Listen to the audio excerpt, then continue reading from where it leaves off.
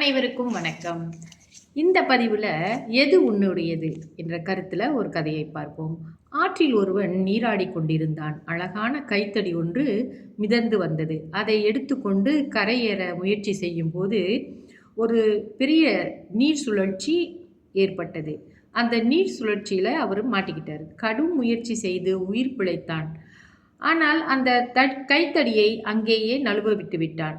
கரைக்கு வந்த அவன் அழகான கைத்தடியை இழந்து விட்டேனே என்று புலம்பலானான்.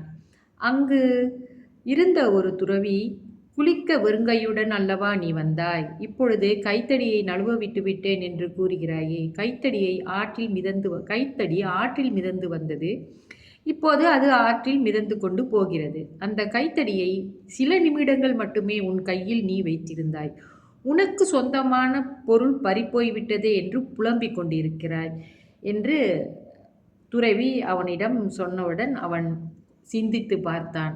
அந்த கைத்தடி நம்மளுடையதல்ல, அதில் ஆற்றில் மிதந்து வந்தது, ஆற்றிலே அது மிதந்து கொண்டு போகிறது என்பதை உணர்ந்து தெளிவடைந்தான். இப்படித்தான் நம்மளும் சில சமயங்களில் சில விஷயங்களில் இது நம்மளுடையது, நம்மளுக்கு உரிமையானது என்று சொந்தம் கொண்டாடி கொண்டு இருக்கிறோம். ஆனால் உண்மையை யோசித்து பார்த்தோம்னா நம்ம வாழும் காலத்திலே நமக்கு கிடைக்கும் பொருட்கள் தற்செயலாக அப்பொழுது நம்மளுக்கு உபயோகம் இருக்கும் வகையிலே இறைவன் கொடுக்கின்றான்.